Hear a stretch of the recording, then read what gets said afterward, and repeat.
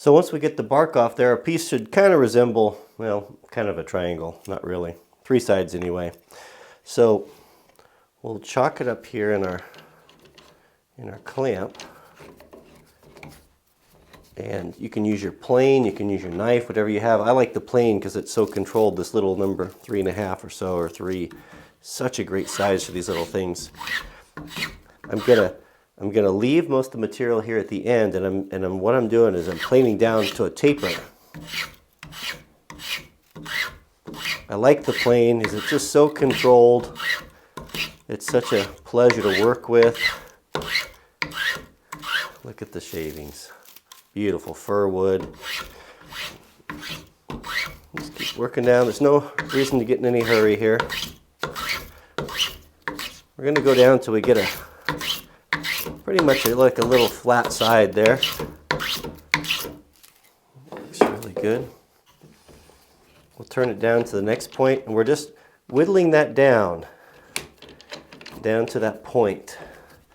We don't want a real strong point because we need to be able to clamp it still, but a taper.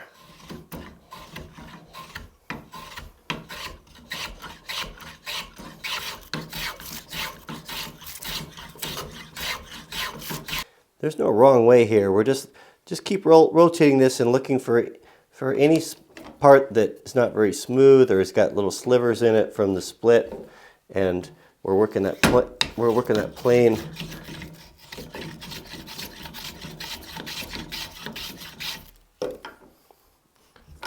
The more angles and facets, the better.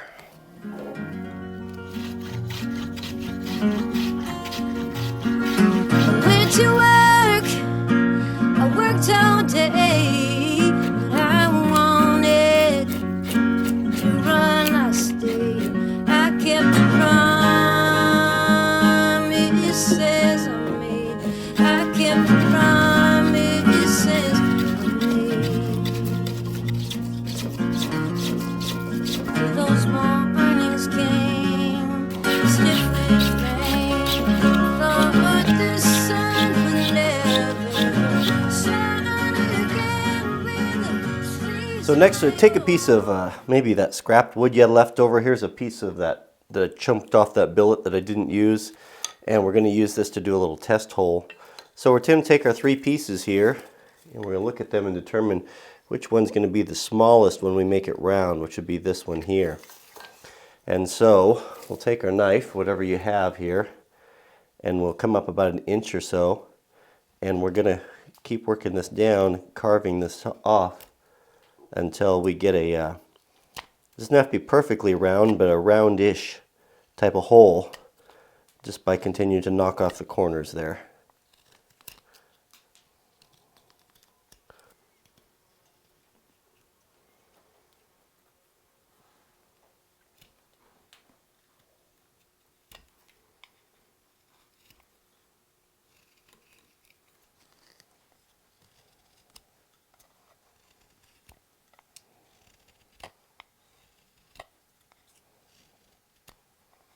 Once you get your roundish hole here, kind of estimate what size a drill bit is going to fit that hole. This nice little old set of Irwins has got this, which is really helpful, these round circles here, so you can kind of get an idea of putting that on there. What a help that is. It's too bad that modern manufacturers don't do things like that. Get the idea of which one will work there.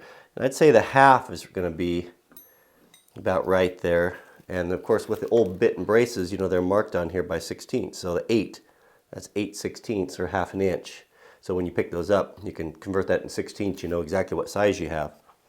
So if you have a old bit and brace, you can use that. I've got Granddad's old bit and brace here. We'll chuck this up in here. If not, a cordless drill, whatever you have will be just fine. Anything you can drill a hole that's going to be kind of a wedge to fit that really nice and tight there. So let's go right on top and we'll do a little test hole and just make sure and size everything that it's going to fit.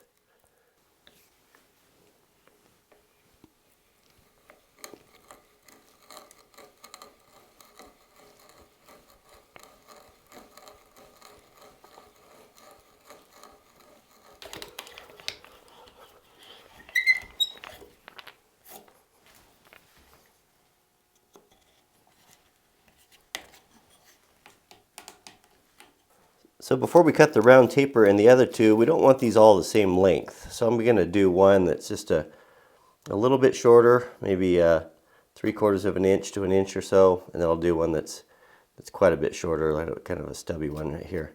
Let's take and we'll cut these two off at the marks, cut the ends off.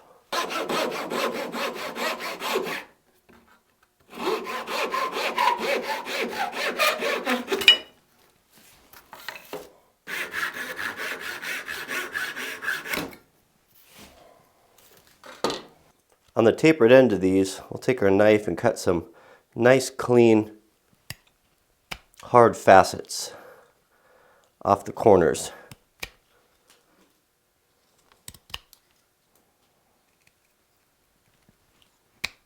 There you can see those facets. They kind of look nice on the ends there, just all different angles. I like that one best there. All right, let's finish up and make sure that the other two, will round out those bottoms so they'll fit in our test hole.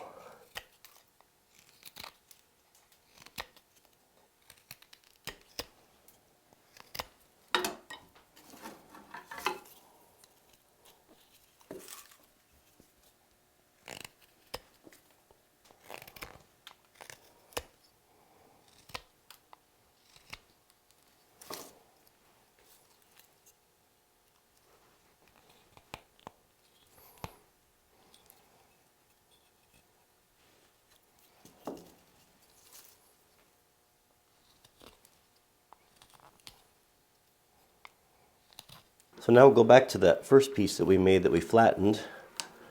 We'll put that in your vise or on your workbench top. Make sure that you're sitting flat. Now we're going to use that same bit that we used in our test hole, and we're going to drill 3 holes. Now we don't want them all necessarily on the top. We want to stagger them a little bit. So I'll put the first one here off at I don't know, maybe a 15-20 degree angle or so. I'm going to put it over here so I don't hit the camera. And we're going to come in at an angle like this here until we just get started. And you see the bit will cut a nice clean hole there in the bark. There's a sharp bit. Back it off, change the angle a little bit, drill a little bit, back it off. Keep changing the angle until we're drilling a perfectly vertical hole. The reason why I started at that angle like that is just so we didn't get some tear out on the bark.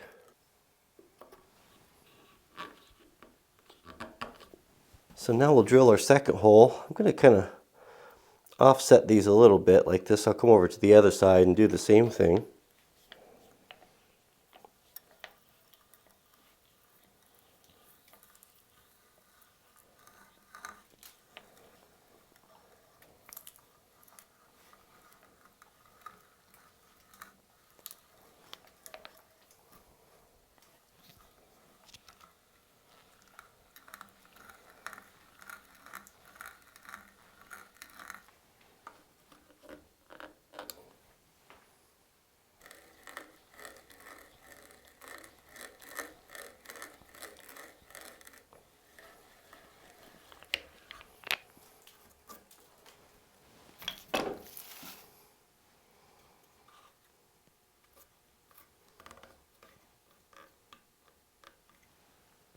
So take your wood clamp, put it in your vise. If you don't have a wood clamp, you might be able to put this in your vise, and we're going to rotate it up so we've got kind of a triangle side there.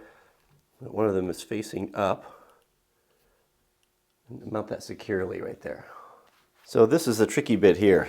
Take a knife of your choice, whatever you have that's really sharp. I've used lots of different things, and it seems that the bushcraft knife seems to work as good as any. And we're going to make the branches here. So we're going to start small, and this will take a little bit of practice. And I wear a glove on my left hand because I have a tendency to cut my finger while doing this. And we're going to pull these up here and make these little branches. Now if you go too far and it breaks off, don't worry about it. And each one we're going to alternate and change the angle of our blade so we get a fuller tree. Coming down here. And with a little practice, you can get nice branches here. And if it comes off, don't worry about it. You got plenty of wood. Just go back and make another one.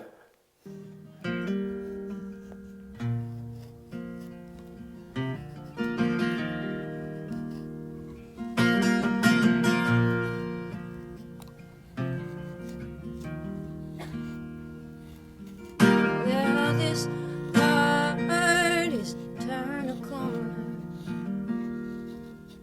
Every room is in disorder. Now the nightingale won't sing for us. We scare her away.